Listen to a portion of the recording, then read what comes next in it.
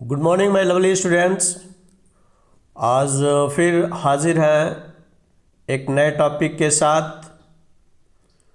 और topic start करने से पहले आप सभी को एक बार मेरे तरफ से प्यार भरा नमस्कार। आज हम जिस टॉपिक पे चर्चा करने वाले हैं उस टॉपिक का नाम है द्विघात समीकरण। आज हम द्विघात समीकरण के बारे में चर्चा करेंगे कि द्विघात समीकरण क्या है और द्विघात समीकरण को हल करने के लिए कौन कौन से रूल्स हैं और द्विघात समीकरण को हल करने के एप्लीकेशंस क्या हैं। तो आज हम लोग देखेंगे, सबसे पहले हम जानेंगे कि what is the quadratic equation, अर्थात द्विघात समीकरण है क्या, हम कैसे पहचानेंगे द्विघात समीकरण को। तो देखिए, सबसे पहले हम बात करते हैं, एक इक्वेशन अगर इस तरह से दिया हो कि यदि ax² plus bx plus c equal to 0 हो तो इसे द्विघात समीकरण का मानक रूप या व्यापक रूप या इसी को इंग्लिश में स्टैंडर्ड या जनरल फॉर्म कहते हैं।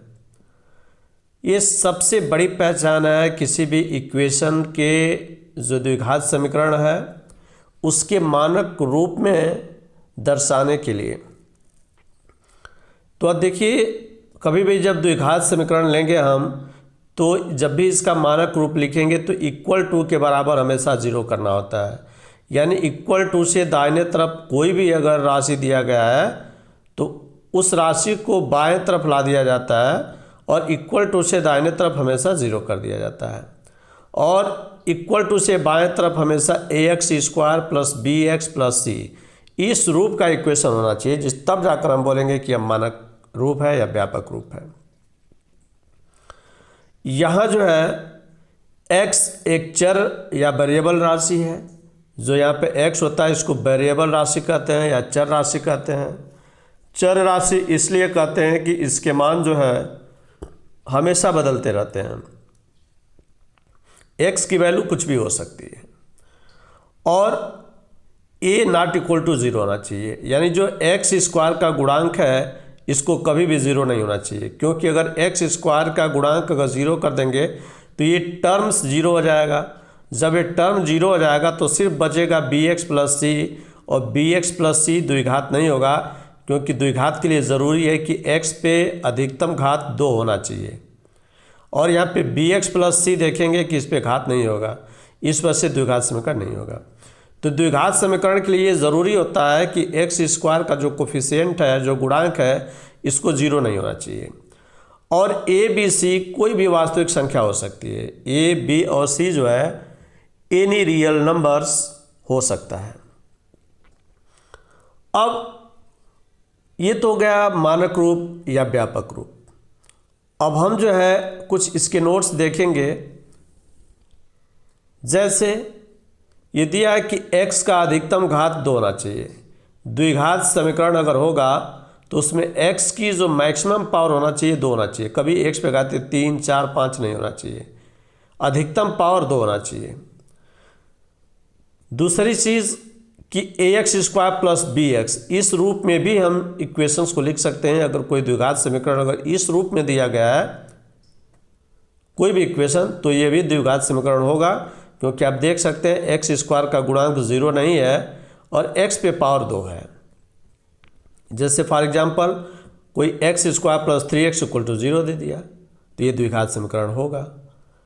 या x² plus c equal to 0, आप देख सकते हैं कि x का कोफिशिएंट b यहाँ पे 0 है और c जो है कांस्टेंट वाले टर्म्स यहाँ पे हैं, तो x का कोफिशिएंट 0 हो सकता है, c की वैल्यू 0 हो सकती है, किंतु x² का जो गुणांक है इसको 0 नहीं होना चाहिए। तो ax² plus c equal to 0 यह भी जो है द्विघात समीकरण है। तो इसको हम for example 3x² plus 4 equal to 0 भी लिख सकते हैं। तो आप देख सकते हैं कि ये 3 रूप हैं द्विघात समीकरण के, एक ax² plus bx plus c equal to 0, एक ax² plus bx equal to 0 और एक ax² plus c equal to 0।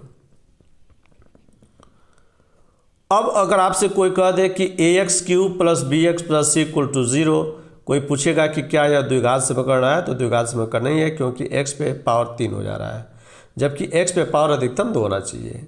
यहाँ पे bx + ax + b = 0 दिया है, यह भी द्विघात समीकरण नहीं होगा, क्योंकि x पे मैक्सिमम पावर आप देख रहे हैं कि यहाँ पे 1 है, जबकि मैक्सिमम पावर 2 होना चाहिए, यानी x² का गुणांक 0 हो गया है।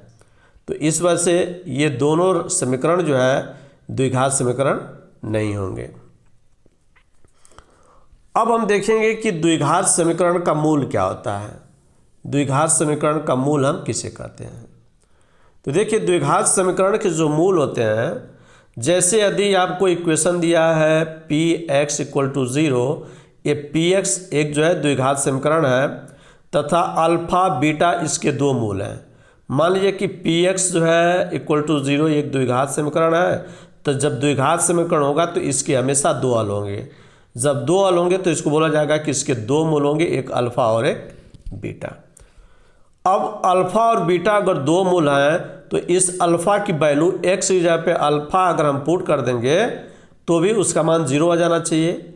इसी तरह x की जगह पे अगर बीटा की वैल्यू पुट करेंगे और बीटा की वैल्यू पुट करने पे उसका मान 0 हो जा रहा है, तब हम कहेंगे कि अल्फा और बीटा इसके दो मूल होंगे। जैसे फॉर एग्जांपल, यदि हम एक एग्जांपल आपको दे दिया कि px = x² + 2x - 63 = 0 का मूल 7 है या नहीं, सिद्ध करना है कि अब बताइए कि इसका मूल 7 है या नहीं।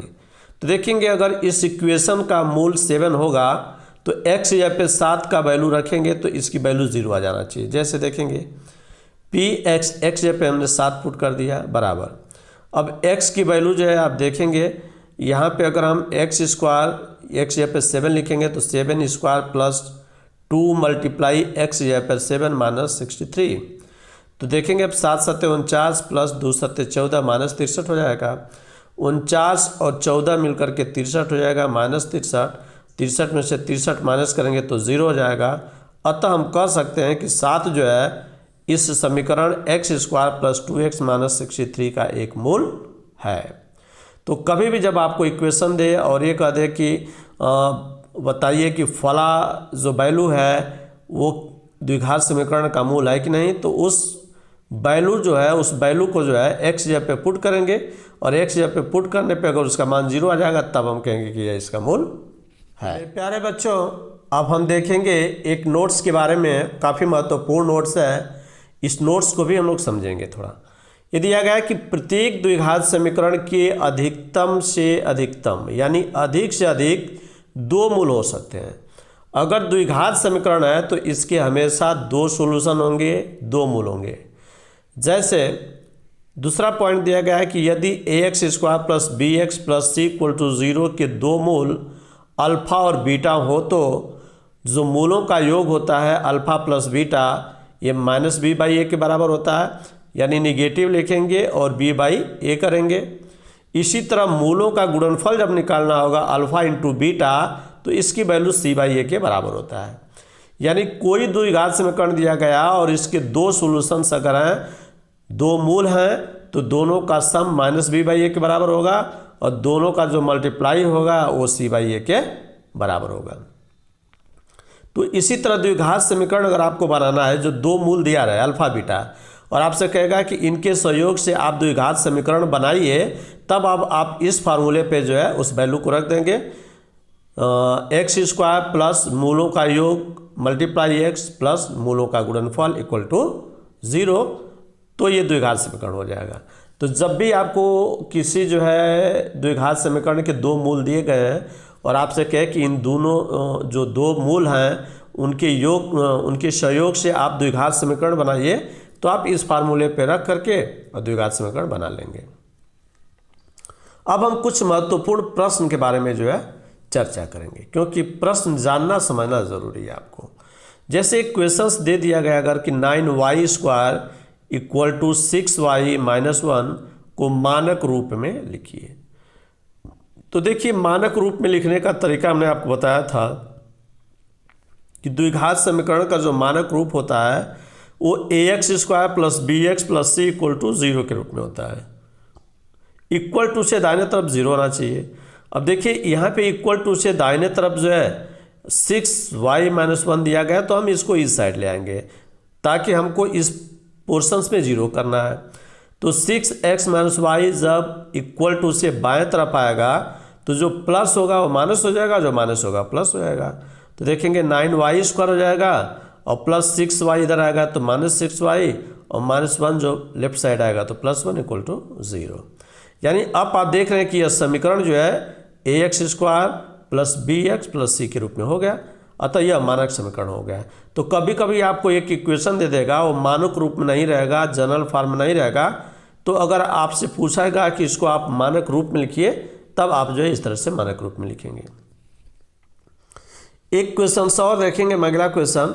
एक इक्वेशन ये दिया गया है और पूछ रहा है कि x² - 2x - √x - 5 = 0 द्विघात समीकरण है कि नहीं है। तो देखेंगे सबसे पहले हम x² - 2x - 5 को हम जो है चलिए इसको यही रहने दीजिए, x² - 2x - √x - 5 = 0 है। हम इसको ऐसे लिख सकते हैं x² - 2x माइनस कर्णी में x को आप लिख सकते हैं x⁴1/2 -5। अब -5 को हम इधर ला दिए, इधर शिफ्ट कर रहे हैं, तो x² - 2x - 5 एक ब्रैकेट में हो जाएगा और ये हो जाएगा -x⁴1/2 = 0। तो आप देख रहे हैं कि ये मानक रूप में तो है, ये इतना पोर्शन तो हमारे ख्याल से जो है ये इतना जो पोर्शन है ये द्विघात समीकरण है, किंतु ये द्विघात समीकरण में नहीं आता है। तो ये पोर्शंस जो है, ये पोर्शंस एक्स्ट्रा इंक्लूड होने की वजह से यह समीकरण द्विघात समीकरण नहीं बन पा रहा है।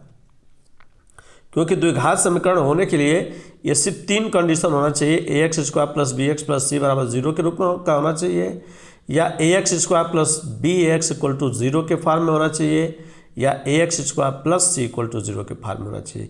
और इन तीनों फॉर्म में ये नहीं आ रहा है, क्योंकि ये चीज़ जो है ये क्वांटिटी एक्स्ट्रा इसमें इंक्लूड हो गई है, इस वजह से यह द्विघात समीकरण नहीं है।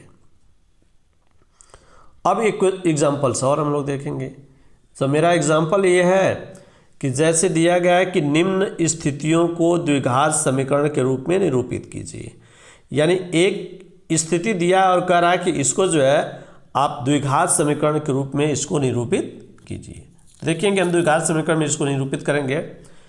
तो देखिए ये क्वेश्चन दिया है कि एक आयताकार भूखंड का क्षेत्रफल 528 स्क्वायर मीटर है, क्षेत्र की लंबाई मीटरों में, चौड़ाई के 2 गुने से 1 अधिक है।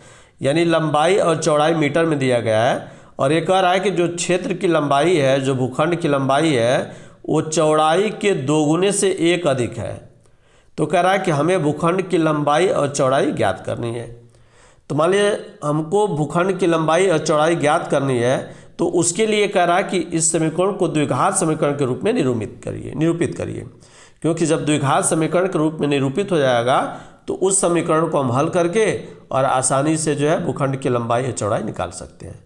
तो देखेंगे इस क्वेश्चंस को। मान लिया एक भूखंड दिया गया है और ये कह रहा है कि जो भूखंड की जो लंबाई है, हमने मान लिया कि भूखंड की चौड़ाई x है, तो चौड़ाई के 2 गुने से, देखिए चौड़ाई का 2 गुना 2x हो जाएगा और कह रहा कि इससे 1 अधिक है, तो जो 1 अधिक होने का मतलब कि +1 कर देंगे। तो चौड़ाई अगर x मान लिए तो प्रश्नानुसार लंबाई हमारा हो जाएगा 2x + 1। अब आपसे कह रहा कि इसका क्षेत्रफल इतना दिया है भूखंड का, तो भूखंड आयताकार है, तो आयताकार क्षेत्र का जो क्षेत्रफल होता है लंबाई गुणे चौड़ाई होता है। तो भूखंड का क्षेत्रफल हमारा 528 दिया गया है और भूखंड का क्षेत्रफल होता है लंबाई गुणे चौड़ाई, तो लंबाई 2x + 1 हो जाएगा, गुणे चौड़ाई कितना है x हो जाएगा। और ये वैल्यू जो है दिया है 528 के बराबर है। जब इसको सॉल्व करके हम x का मल्टीप्लाई 2x² x के साथ करेंगे तो 2x² हो जाएगा और x का मल्टीप्लाई 1 के साथ करेंगे तो x हो जाएगा, बराबर हो जाएगा 528। तो x² + x, और इसको मानक रूप में करेंगे तो इक्वल टू से दाहिने तरफ 0 होना चाहिए, अतः 0 तब होगा जब 528 को हम बाएं तरफ ले आएंगे, तो प्लस जब बाएं तरफ आता है तो माइनस हो जाता है। तो ये हो जाएगा 2x² + x - 528 = 0। तो ये हो गया हमारा, देखिए ये इक्वेशन निकल गया। यानी जब जो है द्विघात समीकरण के रूप में निरूपित हो गया, और जब हम इसको लंबाई चौड़ाई निकालना होगा तो इस समीकरण को हल करके x की वैल्यू निकाल लेंगे, और जब x की वैल्यू निकाल लेंगे तो इस x की वैल्यू को पुट कर देंगे यहाँ पे, तो ये चौड़ाई निकल जाएगा और ये लंबाई निकल जाएगा। अब आगे हम और दूसरा एक एग्जाम्पल देखते हैं। जैसे एक एग्जाम्पल्स यहाँ पे दिया गया है कि रोहन की माँ उससे 26 वर्ष बड़ी है। रोहन की जो मम्मी है रोहन से 26 वर्ष बड़ी है।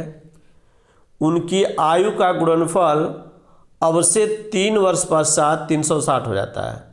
यानी जो वर्तमान आयु है उसके 3 वर्ष बाद दोनों की जो आयु का गुणनफल है वो 360 हो जाता है अथवा हो जाएगा। तो हमें रोहन की वर्तमान आयु ज्ञात करनी है। तो इसके लिए हमें जो है रोहन की वर्तमान आयु ज्ञात करने के लिए हमें क्या करना है कि इस समीकरण को द्विघात के रूप में निरूपित करना है। तो देखिए प्रश्नानुसार ये कह रहा है कि रोहन की आयु, हमने मान लिया कि रोहन की जो वर्तमान आयु है वो x है, और प्रश्न के अनुसार कह रहा है कि रोहन की माँ की जो वर्तमान आयु है वो रोहन की आयु से 26 वर्ष अधिक है। तो अगर रोहन की आयु x वर्ष है तो इसमें हम 26 जोड़ देंगे, तो ये निकल जाएगा हमारी रोहन की माँ की आयु। जैसे एक हम सिनेरियो के माध्यम से आपको समझाते हैं। मान लीजिए रोहन है और ये रोहन की माँ है। वर्तमान आयु हमने देख लिया कि रोहन का x है और रोहन की माँ की वर्तमान आयु x + 26 है। अब करा 3 वर्ष बाद, तो 3 वर्ष बाद हम आयु निकाल लें रोहन का। तो जब वर्तमान में रोहन की आयु x है तो 3 वर्ष बाद 3 वर्ष और अधिक हो जाएगा, यानी x में 3 जोड़ देंगे। और इसी तरह रोहन की माँ जो है 3 साल बाद, अभी वर्तमान में x + 26 है तो 3 साल बाद जो है वो 3 साल और इसमें जुड़ जाएगा, तो 26 और 3 29 हो जाएगा। अब कह रहा है कि 3 वर्ष बाद रोहन और उसकी माँ की आयु का गुणनफल। तो देखिए इसको और इसको जब गुणा कर देंगे तो x + 3 गुणे x + 29 = हो जाएगा 360, क्योंकि ये दिया गया है कि उनकी आयु का गुणनफल 360 है, तो 360 कर देंगे। अब इसका इसके साथ गुणा करेंगे, तो देखिए x में x का गुणा करेंगे तो x² प्लस x में 29 का गुणा करेंगे तो 29x प्लस फिर 3 का गुणा करेंगे x के साथ तो 3x, और 3 का गुणा 29 के साथ मल्टीप्लाई करेंगे तो 29 में 3 का मल्टीप्लाई करेंगे तो आ जाएगा 87 = 360। अब इसको हम मानक रूप में लिखें, तो मानक रूप में लिखने का तरीका आपको बता ही दिए हैं कि 360 को इधर लाना पड़ेगा। तो जब 360 इधर आएगा तो ये देखिए x² और 29 और 3 मिलकर हो जाएगा 32x माइनस, अब 360 जब इधर आ जाएगा तो -360 हो जाएगा, और 87 में से जब 360 घटाएंगे तो ये होगा -273 = 0। तो आप देख रहे हैं यह द्विघात समीकरण का मानक रूप आ गया। अब इसको सॉल्व कर लेंगे तो x की वैल्यू निकल जाएगा, और जब x की वैल्यू निकल जाएगा तो ये पता चल जाएगा कि रोहन की आयु क्या है और उसकी माँ की आयु क्या है। तो हमको यहाँ पे बस ये सीखना है कि हम उसको द्विघात समीकरण के रूप में किसी भी जो है जो अगर लिखित फॉर्म में दिया गया है फॉर्मिंग रूप में, तो हम उसको कैसे बनाएंगे। चलिए एक क्वेश्चन और हम देखते हैं। ये परीक्षाओं में जो है हाई स्कूल इंटर के बोर्ड के एग्ज़ाम में पूछा जाता है। जैसे एक क्वेश्चन ये दिया गया है कि यदि x = 2 व x = 3 समीकरण 3x² - 2kx - 2m = 0 के मूल हैं, तो k व m का मान ज्ञात करिए। तो देखिए ये द्विघात समीकरण है और द्विघात समीकरण के 2 मूल दिया गया है। तो मैंने आपको बताया अभी कि अगर किसी द्विघात समीकरण के मूल दिए गए हैं तो ये तभी संभव होगा जब x की वैल्यू को इसमें पुट करें और ये वैल्यू 0 के बराबर आ जाए। और इसी तरह x = 3 है, इसको भी यहाँ पे रखें और इसकी भी वैल्यू 0 के बराबर हो जाएगा, तब हम कहेंगे कि ये इसके मूल हैं। तो सबसे पहले देखेंगे हम x = 2 रखा जाए। तो जब x = 2 रखेंगे इस समीकरण में हम, तो x यहाँ पे 2 हो जाएगा, तो 3 × 2 ⁻² - 2k, x यहाँ पे 2 पट कर दिया और -2m = 0। तो देखिए 2 ⁻² है तो 2 दूना 4 × 12 माइनस 2 दूना के 4k -2m = 0। तो जब इसको सॉल्व करेंगे तो 12 को हम इस साइड ले आएंगे, तो देखिए ये -4k -2m इस साइड आएगा तो ये प्लस हो जाएगा 4k + 2m, और 12 इधर ही है तो = 12 हो जाएगा। तो पक्षांतर करेंगे तो इसका मान हमारा इतना हो जाएगा। या अगर आप 2 का भाग दे दीजिए सभी में, तो सभी में 2 का भाग देंगे तो देखिए 2 दूना के 4, ये 2k प्लस 2 का भाग देंगे तो 2 से 2 कैंसिल हो जाएगा, m बचेगा। और फिर 12 में 2 का भाग देंगे तो 2 छक्के 12। तो आप किसी निश्चित राशि को 2 तरफ जो है भाग कर सकते हैं और 2 तरफ गुणा भी कर सकते हैं, ये रूल होता है। तो ये एक समीकरण मान लिया कि दिस इज इक्वेशन नंबर 1। इसी तरह x बराबर 3 भी पुट करेंगे, सेटिस्फाई कराएंगे इसको। तो जब x बराबर 3 पुट करेंगे तो हम देखेंगे यहाँ पे कि ये हो जाएगा 3x square minus 2kx minus 2m equal to 0 का मूल है। तो जब मूल है तो x की वैल्यू जब यहाँ पुट करेंगे तो इसकी वैल्यू 0 के बराबर होना चाहिए। तो देखिए 3 और x जब पे 3 पुट करेंगे तो 3 का स्क्वायर माइनस 2k, x जब पे पुट करेंगे 3 माइनस 2m इक्वल टू 0। तो ये 3 3 के 9 3 27 हो जाएगा, माइनस 3 दूना के 6k minus 2m equal to 0। या इसको फिर इधर हम करेंगे तो देखिए minus 6k minus 2m equal two plus 27, जब इस साइड आएगा तो माइनस 27। अब माइनस जब हम कॉमन ले लेंगे तो ये प्लस हो जाएगा 6k प्लस 2m और बराबर हो जाएगा 27। तो देख सकते हैं माइनस जब कॉमन लेंगे तो यहाँ भी माइनस हो जाएगा, यहाँ भी माइनस होगा, तो माइनस माइनस कैंसिल हो जाएगा, ये हो जाएगा इतना। अब हमको 2 समीकरण मिल गया, समीकरण नंबर 1 और समीकरण नंबर 2। तो हम इन दोनों समीकरणों को जो है विलोपन विधि से जो हम इसको हल कर लें। समीकरण को हल करने का तरीका आता है। तो विलोपन विधि क्या कहता है? विलोपन विधि ये कहता है कि अगर 2 समीकरण है तो दोनों समीकरणों में से जो है 2 वेरिएबल में से किसी एक वेरिएबल को बराबर करके उसको कटा दिया जाता है और समीकरण सिंगल वेरिएशन के रूप में हम लोग प्राप्त करते हैं। तो देखेंगे मान लीजिए समीकरण नंबर 1 में जो है, देखिए समीकरण नंबर 2 में 2m दिया है और यहाँ पे सिर्फ m दिया है। तो अगर इसमें 2 का मल्टीप्लाई कर दें इस पूरे समीकरण में तो ये भी 2m हो जाएगा, ये भी 2m हो जाएगा। तो समीकरण नंबर 1 में 2 से गुणा करने पे, तो जब इसमें 2 से गुणा करेंगे तो देखिए 2 दूना के 4 के हो जाएगा, प्लस m में गुणा करेंगे 2 का तो 2m इक्वल टू 2 छक्के 12 हो जाएगा। और समीकरण नंबर 2 क्या है? 6k plus 2m, 6k plus 2m equal to 27। समीकरण नंबर 2 जब इसको हल करेंगे तो देखिए ये दोनों बराबर हैं, इनके दोनों के चिन्ह बराबर हैं। तो जब चिन्ह बराबर रहता है तो वहाँ पे घटाया जाता है और जब चिन्ह विपरीत होता है तब उसको जोड़ा जाता है। तो देखिए दोनों के चिन्ह सेम है, इस वजह से घटाएंगे। जब घटाया जाता है तो नीचे के सारे चिन्ह बदल जाते हैं, यानी ये प्लस था तो माइनस, ये प्लस है तो माइनस और ये भी प्लस है तो ये माइनस। तो 2m से देखिए माइनस 2m कैंसिल हो गया। अब 4k में से 6k घटाएंगे तो माइनस 2k हो जाएगा बराबर। अब 12 में से 27 निकालेंगे तो हो जाएगा माइनस 15। अब माइनस से माइनस कैंसिल हो जाएगा, k की वैल्यू हो जाएगा 15/2।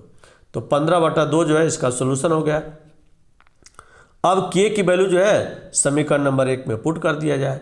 तो समीकरण नंबर 1 जो है हमारा क्या, आप देखिए समीकरण number 1 2k plus m equal to 6 है। इसमें हम समीकरण इसकी वैल्यू पुट कर दें तो 2k प्लस m बराबर 6 दिया है, तो ये जगह 2 मल्टीप्लाई और k की वैल्यू देखिए कितना दिया है, k का निकाले हम वैल्यू 15/2। तो 15/2 हो जाएगा प्लस m बराबर 6 हो जाएगा। अब 2 से 2 कैंसिल हो जाएगा तो ये m की वैल्यू हो जाएगा 15 को जब इस तरह लाद देंगे हम तो 6 में से 15 माइनस हो जाएगा तो बचेगा -9। तो m की वैल्यू -9 हो गया और k की वैल्यू 15/2। तो इस तरह से जो है हम आप देख सकते हैं कि ये जो है मेरा टॉपिक जो है द्विघात समीकरण क्या है, द्विघात समीकरण को कैसे पहचानेंगे और द्विघात समीकरण पर इबारती इक्वेशन आ जाए, स्टेटमेंट वाले इक्वेशन आ जाए तब हम उसको कैसे करते हैं। तो इस तरह से जो है मेरा द्विघात समीकरण का पार्ट 1 खत्म हो गया। तो जय हिंद, वंदे मातरम।